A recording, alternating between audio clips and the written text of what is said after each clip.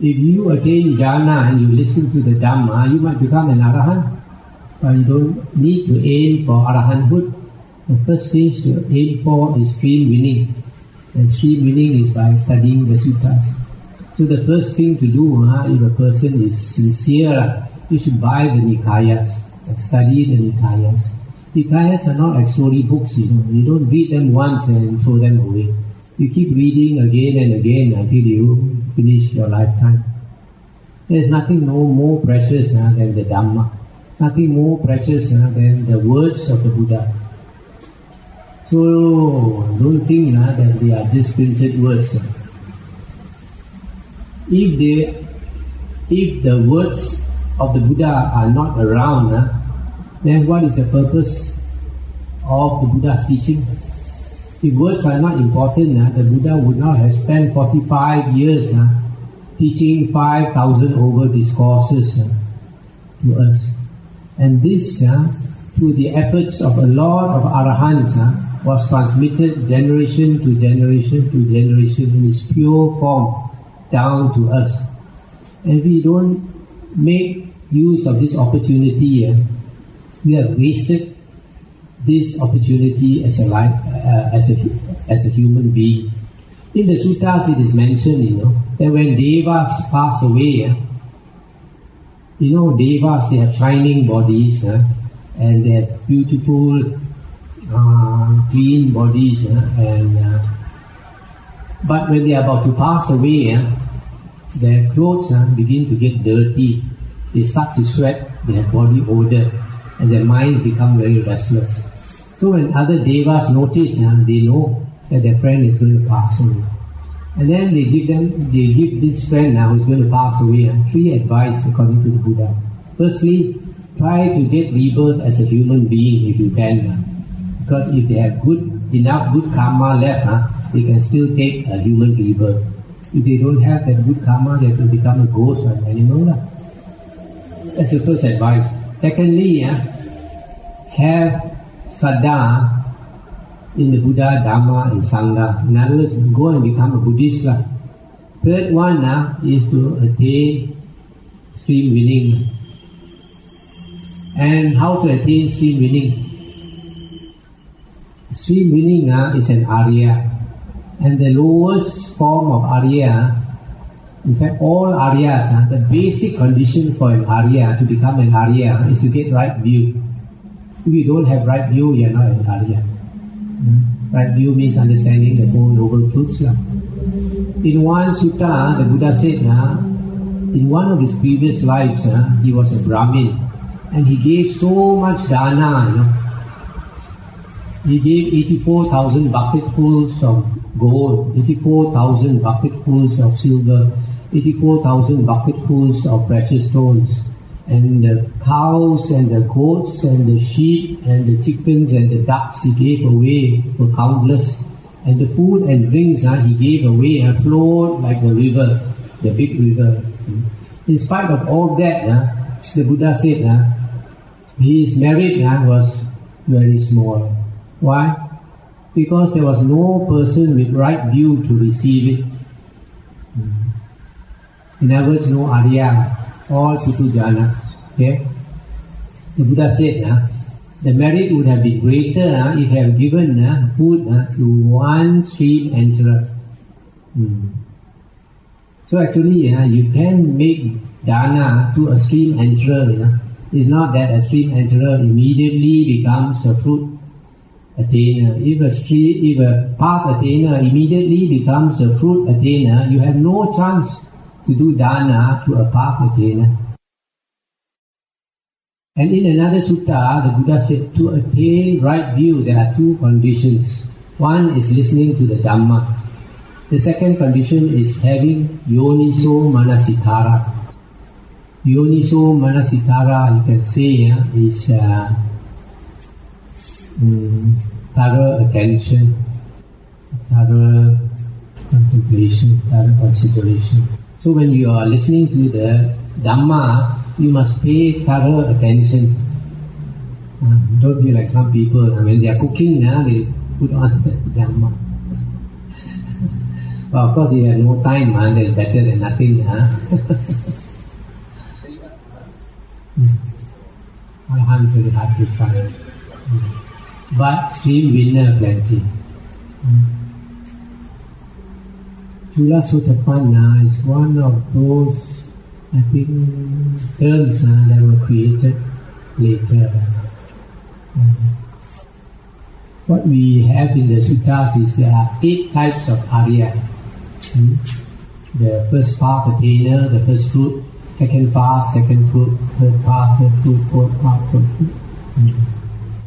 Now if a person has attained stream winning, the first path, he has not eliminated any of the fetters. It takes some time to turn into fruit. When he attains fruit, then the 3 fetters are eliminated. Sakaya Ditti, Sila, Bhatta, Paramasa, and doubt. Now, but if a person understands the basic Dhamma and has become a stream winner, then he becomes a different person. He will realize that the most precious thing in the world is the Dhamma. And the most important duty of us as human beings is to practice the Dhamma.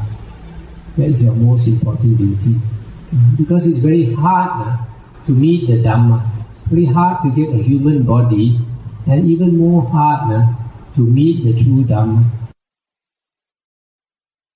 Once a person has attained stream entry, he has unshakable faith in the Buddha, Dhamma and Sangha. He will never change his religion. The other thing, another characteristic mentioned in the suttas of a stream winner is that he will not look for a teacher anymore. He only knows that the Dhamma is his teacher. People who have not attained stream entry, who have not attained understanding of the Dhamma, always go all over the world, Yes. So after my experience, I refused to look for any other teacher, and I studied the Buddha's words. And at that time, when I was studying the Buddha's words, some monks, they said, they criticized me for not looking for teachers and all that. But after studying the Buddha's words, I realized that I was following the Buddha's instructions. The Buddha said, be a lamp unto yourselves, be a refuge unto yourselves, be no other refuge. Take the Dhamma as your lamp, take the Dhamma as your refuge, be no other refuge.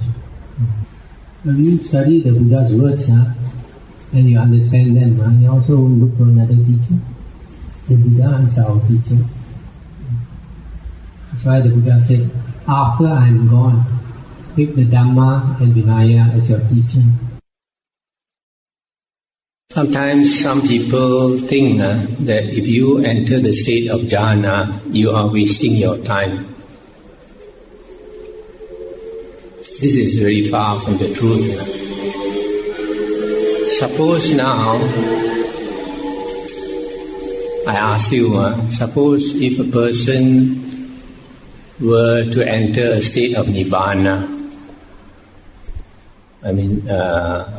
now when he's still alive, if he can spend his time in the state of Nibbana, is that a waste of time? No.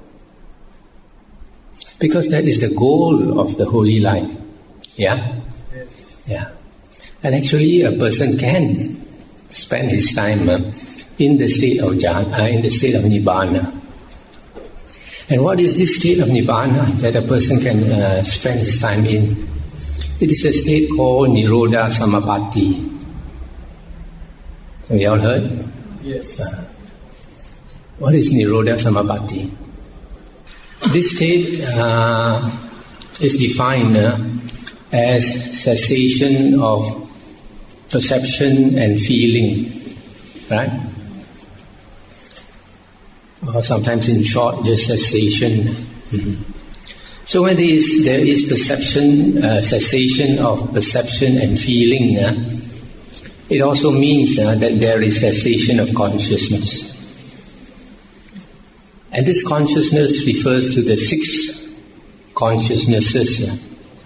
The seeing consciousness, the hearing, the smelling, taste, touch, and thinking consciousness.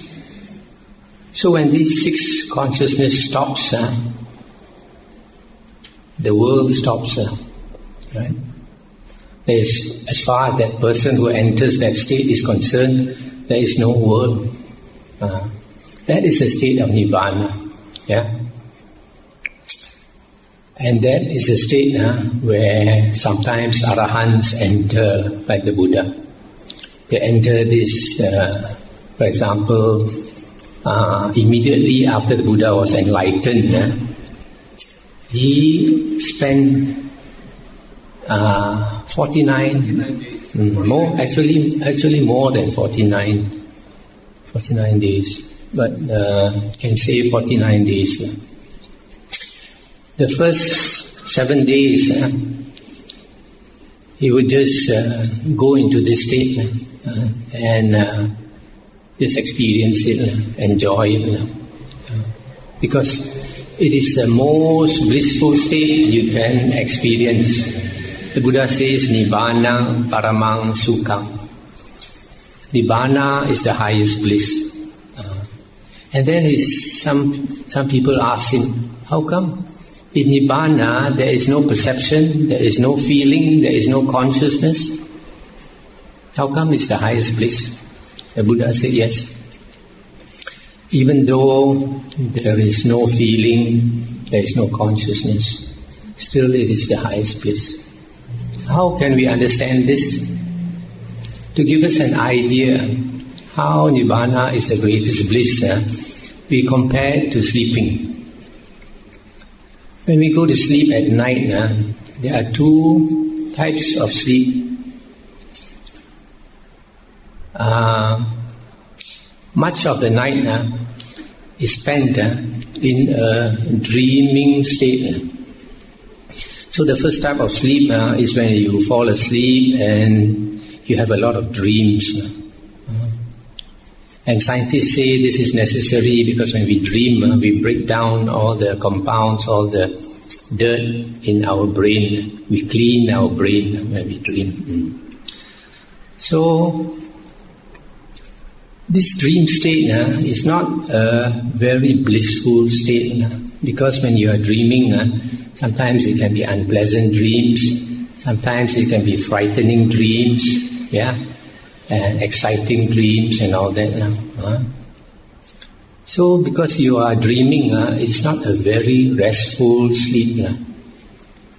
However, there is another type of sleep which is a very deep state of sleep. And in this very deep state of sleep, there is no dreaming. It is so deep that you are not aware of anything. You are not even aware that you exist. It's precisely because you are not aware that you exist that it is so blissful. When that I arises, that me arises, dukkha arises. So in that deep sleep state, it's so blissful, and you are not aware. Suppose now you are in the deep sleep state and somebody calls you. You are not even aware. Somebody calls you. It has to shake you hard, then only you can get up. So it is because of this very deep sleep state that sleep is very enjoyable. So when we get up in the morning, some say like your mother or your husband or your wife wakes you up, time to go to work. And you wake up, then you want to fall asleep again, because it's so enjoyable, you want to go back to sleep. Not because of that sleep state, because of the deep sleep state.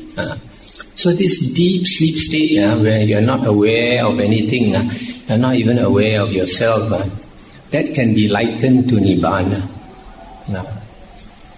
Only thing Nibbana is much more deep. So, that is why the Buddha said, Nibbana paramang sukham. So, Arahants and Anagamins, only these two classes of people can attain this state of Nirodha Samapatti. And they abide in this state for a maximum of 7 days. And when they are in this state, not only has the body stopped, even the heart also has stopped beating, and then the breathing has stopped, and the consciousness has stopped. So, if you see a person in this state, you might think that he is dead. But there's one difference between this person and a dead person. And what is that? If you touch this person, you feel his body is still warm. Whereas if a person is dead, his body will turn cold. And this state is a very, very special state. It is mentioned in the suttas that one of the disciples of a previous Buddha, he entered this state deep in the forest. Then these people who went into the forest to find firewood and graze their cows and all that, they saw this monk in this state of Nirodha Samapatti in the forest. And he was not moving, so they came up to him, called him, also no response. So they felt his breath, no breath. Then they touched his heart, no heartbeat. So they assumed that he was dead. So they collected a lot of wood, dead wood, and they piled it on top of him and set it on fire. They thought, give him a good send-off. So they went back to their village. The next morning, they saw this monk coming for arms round Pindapata. And they got a shock, they thought the ghost came. And then later, talking with him, they found that fire cannot harm a person in that state of Nirodha Samapatti. Nothing can harm him. So it's a very, very special state. And very, very few people can attain that state. So Arahants who can attain that state, they like to abide in that state. That is Nibbana here and now. Now there are other states which are slightly less than this, but in the nature of this state of Nirodha Samapatti, and these are called jhanas. The 4 rupa jhanas and the 4 arupa jhanas. When a person attains these jhana states, he goes into a deep state and leaves the world behind him. Because this world is the world of the 6 senses. If we ask ourselves, how do we know that the world exists?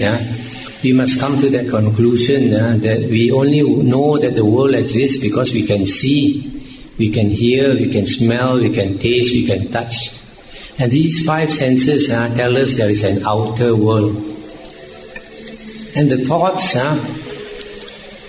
makes us realize that there is an inner world also. Yeah?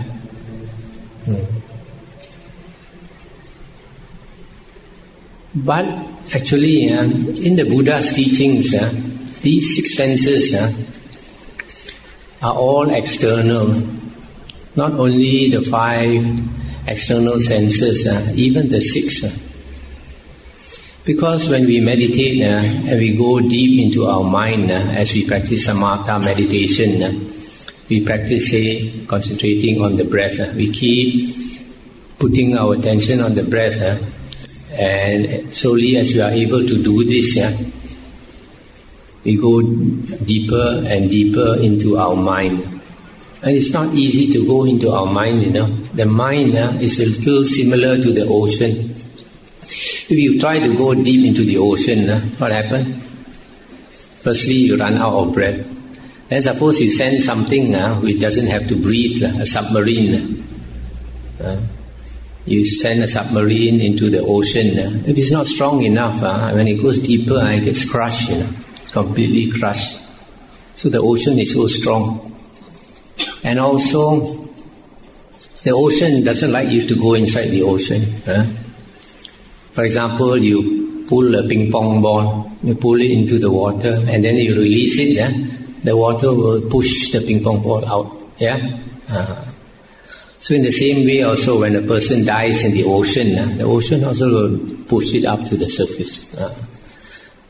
So in the ocean, we only use the surface of the ocean. We swim on the ocean, the ships ply on the ocean, and we are only on the surface of the ocean. So we don't realize how powerful the ocean is down there. In the same way, we only use the surface of our mind. Our thinking mind, our everyday mind, it's only on the surface of the mind.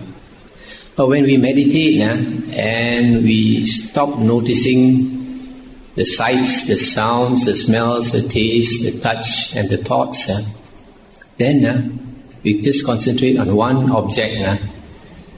Keep on concentrating on one object. Then you are going back to your original home. You're going back into the mind. Deeper and deeper and deeper into the mind. And as we go deeper into the mind, you will begin to realize how powerful the mind is. You begin to feel the strength of the mind. There is nothing more strong than the mind. Because if you go into the mind, then the whole world is inside your mind. And when you begin to go inside your mind slowly, you are not only aware, you're not only cut off all awareness of the outside world. Slowly, you cut off even awareness of your own body. So your thoughts will stop. So the world of the six senses, slowly, you withdraw from the world of the six senses and you go deeper, deeper, deeper into your real self, a real mind. So then you attain the various levels of Samadhi, the first jhana. In the first jhana, there is still a little bit of, you could say, thinking. But the Buddha says it is only skillful thinking. You don't have unskillful thoughts. Meaning that you don't think everyday things like thinking about your work or your house or your duties and all that. You don't think of those things. But you might think, I have attained this state, it's so pleasant. I must remember to retrace my steps. I must remember how I attained this state so that I can repeat it. But when you go deeper, when you go into the second jhana, the mind becomes so strong and unshakable that even the thoughts also cannot arise. And then you feel piti and sukha. And this piti and sukha is deep. But it is subtle, not like later books they say, it's so strong and all that. It's a subtle feeling, that's what the Buddha said in the suttas. So when a person enters these states of jhana, these steps of jhana are actually halfway stations to Nibbana. If you keep going deeper and deeper and deeper, it ends up in that Nirodha Samapatti, a state of cessation. So, just now I said that if you were given the choice whether you can experience Nibbana here and now, you definitely would want to. So in the same way, these halfway stations to Nibbana, if you can experience them, you'll also want to experience them. So those arahants who have become liberated, they have a lot of time. They're waiting for the day to pass away. So every day they spend their time in either the various stages of jhana or in Nirodha Samapatti. If you look into the Samyutta Nikaya, like on Sariputta, you find sometimes one whole day he spends in the first jhana, another day he spends in the second jhana, another day he spends in the third jhana, fourth jhana, and arupa jhanas. So there was one day when he and the Arahant Moggallana, both of them were in the forest. And monks during the Buddha's time, during the day they go Pindabata, they get their food, they come back, they eat, and then the rest of their day they meditate. And then when the sun goes down, they will come together and discuss the Dhamma. So Venerable Moggallana and Sariputta came together, and Venerable Moggallana asked Venerable Sariputta how he spent his day, and he said he spent his day abiding in, the first or the second or the third jhana. And Venerable Sariputta asked Venerable Moggallana in return, and how about you? How did you spend your day? And then he said, today I did not abide in jhana. I spent the day in the world of the six senses. Then Venerable Sariputta asked him, how did you spend the day in the world of the six senses? Then he said, he spent the day discussing Dhamma with the Buddha.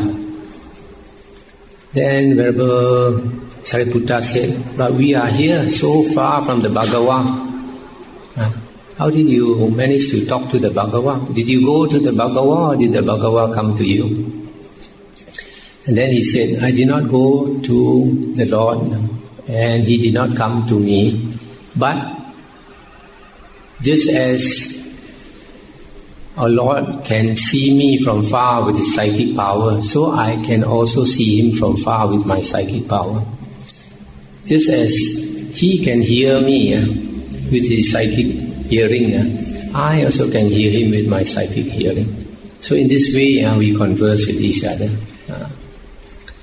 Then our Venerable Sariputta praised our Venerable Moggallana for having such great psychic power. He said, myself, even a mud sprite, spirit in the mud, that's why I cannot see. But Venerable Sariputta, even though he has no psychic power, he has all the jhanas. All the jhanas and Nirodha Samapatti. Only thing is he did not cultivate the psychic power. So some people think that if you have jhana, you must have psychic power. No. So you see, these arahants, if they know that the world of the six senses is a world of dukkha, so they don't want to abide in the world of dukkha, so they abide in jhana every day or in Nirodha Samapatti. So it's not a waste of time like some people think. In fact, in the sutta, the Buddha said there are two types of pleasures. One is worldly pleasures. That the Buddha says he does not encourage his disciples to enjoy. Why? Because it ends in dukkha. As Hokkien say, Tao Ti Boi Ko.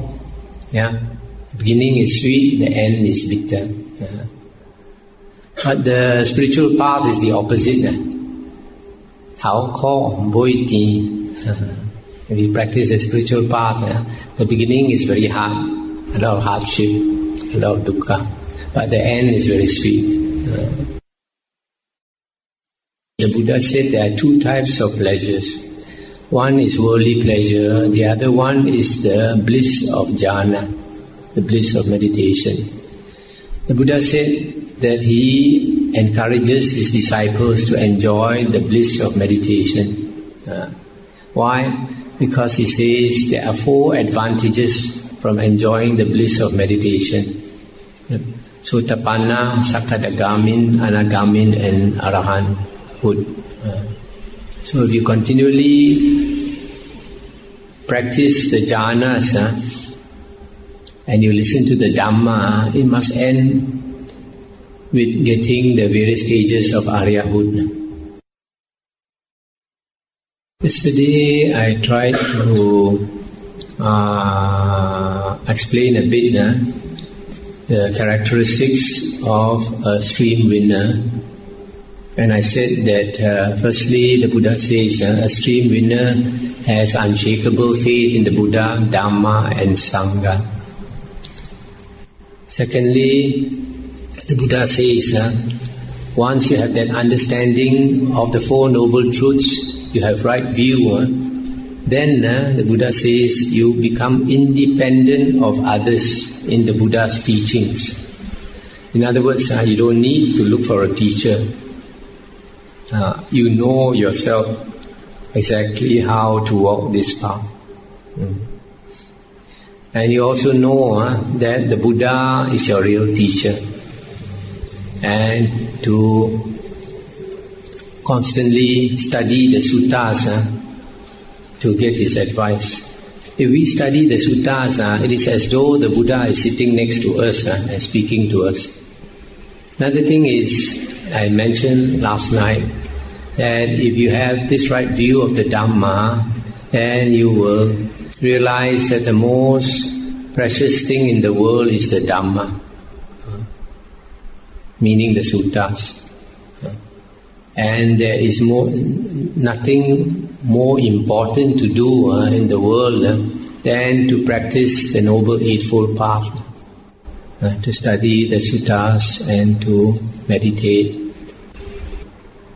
So these are some of the characteristics which will give you some confidence. Some people have been taught that to attain this stage of stream winner, then you must have a certain experience. The commentaries like to say, they see that you see the sign of Nibbana, but they cannot explain what is the sign of Nibbana. But just now I mentioned, Nibbana is the state where the consciousness ceases. So, if you have not attained jhana, you cannot experience this. So it is not possible for a stream winner to experience Nibbana. So we must remember some of these statements, if they come from the commentaries, if they come from the later books, you must take it with a pinch of salt. Don't simply swallow it. You have to study the suttas, and the suttas say that this practice of the holy path is a very gradual training. The Buddha said, just as you walk into the ocean gets deeper and deeper and slowly gets deeper and deeper. It does not suddenly sink very deep. So in the same way, the Buddha says, our progress on this spiritual path is very gradual. And after some time of practice and study, then you have that confidence that you have unshakable faith in the Buddha, Dhamma and Sangha. You have the confidence that you know enough Dhamma that you can practice on your own, relying on the words of the Buddha and yourself. You don't need a teacher. Then you can say that you have the confidence that you have entered the stream